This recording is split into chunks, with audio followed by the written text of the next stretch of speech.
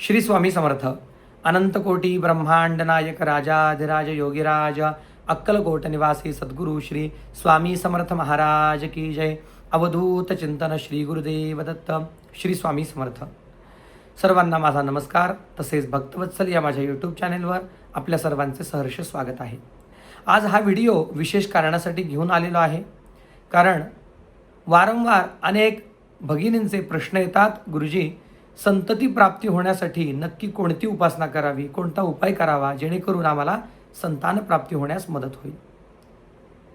आज मी आपल्याला अत्यंत साधा, सोपा आणि सरळ उपाय सांगणार आहे, जो अतिप्रभावी उपाय आहे आणि याने अनेक भगिनींना संतान प्राप्त झालेलं आहे.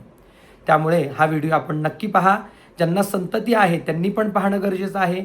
हा व्हिडिओ फक्त संतती होण्यासाठी नाही, तर झालेली संतती सुदृढ व्हावी, बुद्धिमान असावी, त्या संततीवर चांगले संस्कार व्हावेत, यासाठी या व्हिडिओच्या माध्यमातून मी आपल्याला काही उपाय सांगणार आहे.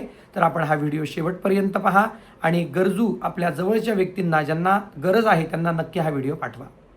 तर संतती प्राप्ती होण्यासाठी, संतान योग येण्यासाठी आपण नक्की काय करावं, असे अनेक लोकांचे प्रश्न येतातच.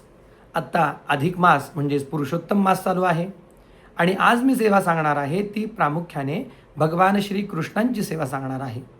भगवान श्रीकृष्णांचा संतान गोपाल एक असा दिव्य मंत्र आहे.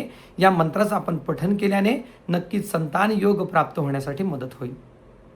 परंतु सर्वात महत्त्वाचं म्हणजे अनेक भगिनी प्रश्न करतात, अनेक वर्ष विवाहाला झालेले आहेत परंतु संतान सौख्य प्राप्त झालेले नाही. सर्वप्रथम आपण काय करावं, तर आधी आपल्या जवळच्या डॉक्टरांचा सल्ला घ्यावा. कारण खरंच डॉक्टर म्हणजे एक खऱ्या अर्थाने देवदूतच असतात आणि आपल्यावर ते वारंवार चांगले उपचार करत असतात.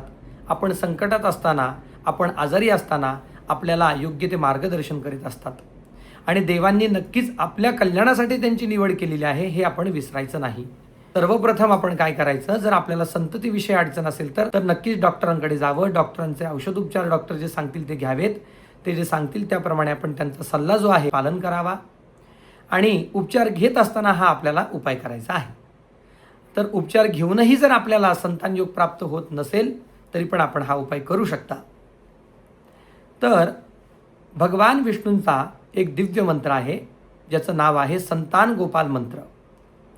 हा मंत्र अनेक भगिनींना माहीत आहे, परंतु तो कशा प्रकारे त्याचा जप करावा, कशा पद्धतीने श्रीकृष्णांपुढे आपण आपली मनोकामना सांगावी, या व्हिडिओच्या माध्यमातून मी आपल्याला सांगणार आहे. तर आता पुरुषोत्तम मास चालू आहे. पुरुषोत्तम मासामध्ये केलेली सेवा आपल्याला अधिक प्रमाणामध्ये फळ देऊन जात असते.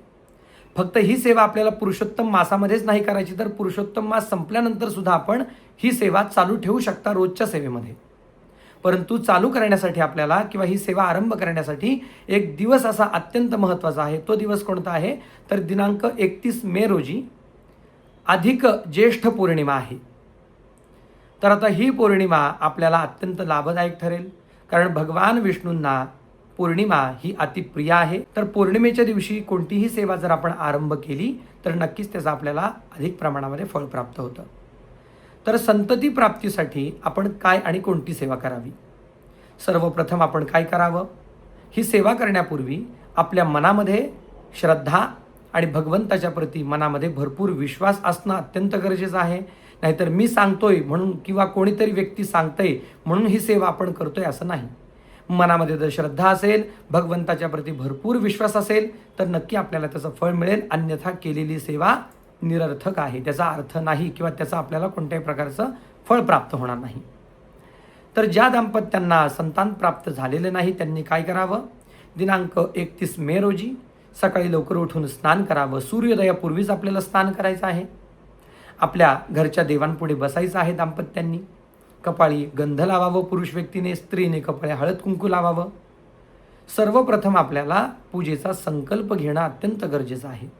संकल्पात कार्यसिद्ध ये असं वचन आहे, म्हणून संकल्प जर केलं तरच आपलं कार्य सिद्धीला मिळत असतं.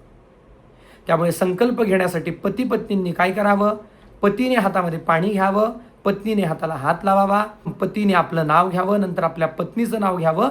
गोत्र माहीत असेल तर गोत्राचं उच्चारण करावं, गोत्र माहीत नसेल तर आपण काश्यप गोत्र हे तिथे उच्चारण करू शकता.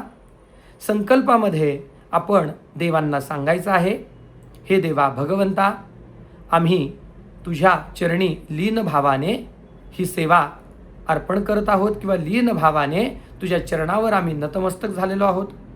आम्हाला तुझ्या आशीर्वादाची गरज आहे, तुझ्या कृपेची गरज आहे. आमच्या पोटी संतान नसल्यामुळे आम्ही मनाने अतिदुःखी आहोत.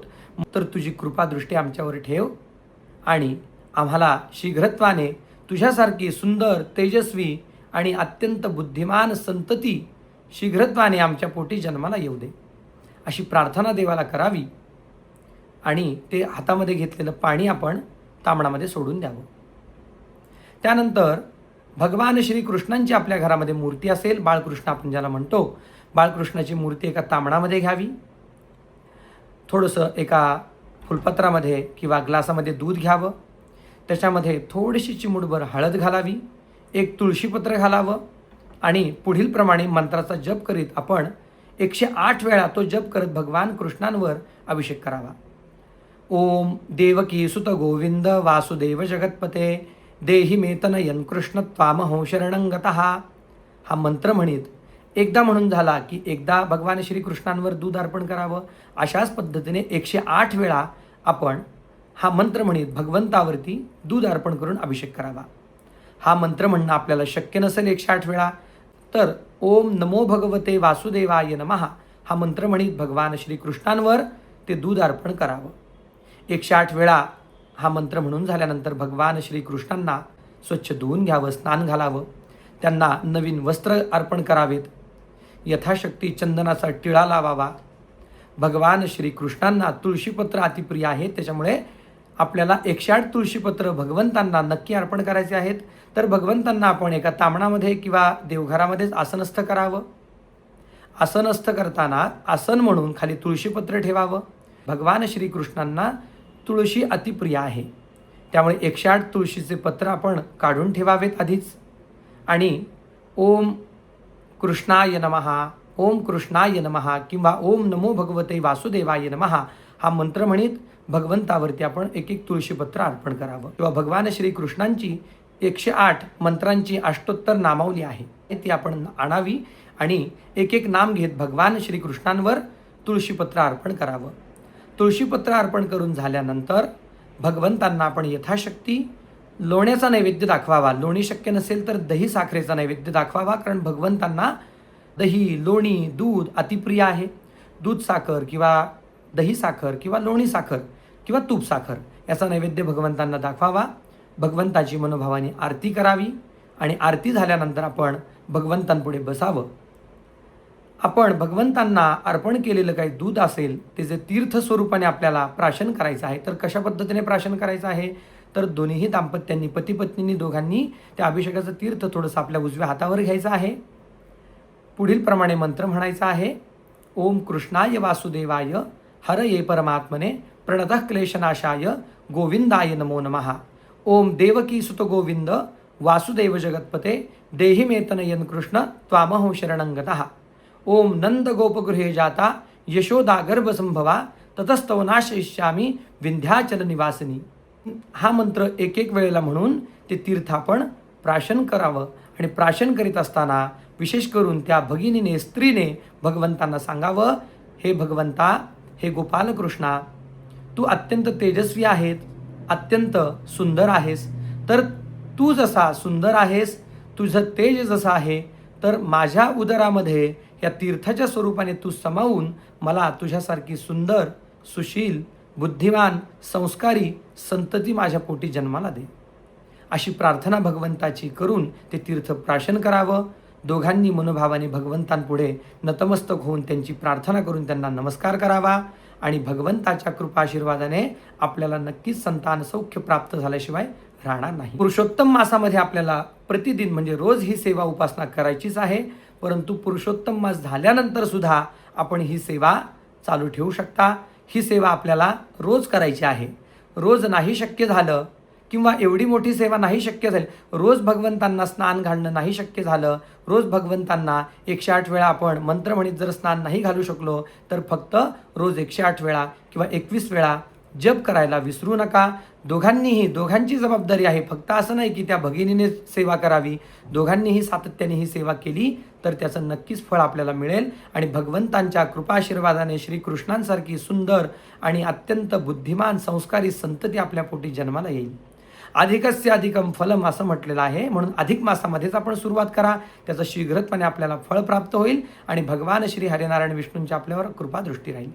त्यानंतर आपण प्रत्येक बुधवारी भगवान विष्णूंच्या कृष्णांच्या मंदिरामध्ये किंवा पांडुरंगाच्या किंवा भगवान श्री विष्णूंच्या स्वरूपातील कोणत्याही मंदिरामध्ये जावं. तिथे गेल्यानंतर एक तुळशीपत्र पिवळं फूल भगवंतांना अर्पण करावं आणि भगवंतांची मनोभावाने प्रार्थना करावी. अशा पद्धतीने जर आपण सेवा केली तर नक्कीच आपल्याला संतान प्राप्ती होण्यास मदत होईल. परंतु ही सेवा करत असताना आपल्याला भगवंताच्या प्रति मनामध्ये प्रेम, श्रद्धा आणि भरपूर विश्वास ठेवणं खूप जास्त गरजेचं आहे. तरच आपल्याला याचं फळ प्राप्त होईल. आणि हो, असं नाही की आपण संततीला अडचण येते म्हणून फक्त हाच उपाय किंवा ही सेवा करतच आपण वाट पाहत बसायची असं नाही. तर सर्वप्रथम मगाशी सांगितल्याप्रमाणे आपल्या जवळच्या डॉक्टरांकडे जाऊन त्यांचा सल्ला घ्यावा. त्यांनी दिलेले औषधोपचार घ्यावेत आणि त्याचसोबत अध्यात्माची जोड असावी, भगवंताच्या कृपेची जोड असावी. भगवंताची कृपा असणं अत्यंत गरजेचं आहे. म्हणून ही सेवा भक्तीने श्रद्धेने करून आपल्याला शीघ्रत्वाने संतान प्राप्ती होण्यासाठी भगवंताच्या चरणी लीन भावाने आपल्याला ही सेवा करायची आहे. तसेच ज्यांना संतती आहे त्यांची संतती पण बुद्धिमान, तेजस्वी आणि संस्कारी होण्यासाठी आपण रोज सकाळी अंघोळ झाल्यावर भगवंतांपुढे आपल्या मुलांना घेऊन बसावं. ओम कृष्णाय वासुदेवाय हरये परमात्मने प्रणतः क्लेशनाशाय गोविंदाय नमो नमः या मंत्राचा रोज मुलांकडून 11 वेळा 21 वेळा जप करून घ्यावा. मुलांच्या हातून भगवंतांना एक तुळशीपत्र अर्पण करून घ्यावं आणि रोज मुलांच्या कपाळी गंध लावायला विसरू नका. याने नक्कीच भगवंताची कृपादृष्टी प्राप्त होईल. मुलांना उत्तम संस्कार प्राप्त होतील. मुलं अत्यंत तेजस्वी आणि बुद्धिमान होतील आणि भगवंताची सदैव कृपादृष्टी राहील. आपल्याला हा व्हिडिओ जर आवडला असेल तर आपल्या जवळच्या ज्यांना गरज आहे अशा लोकांपर्यंत अवश्य पोहोचवा. नक्कीच त्यांच्या पोटी संतान प्राप्ती व्हावी अशी ही भगवंताच्या चरणी प्रार्थना करून आज हा व्हिडिओ मी इथे थांबवत आहे.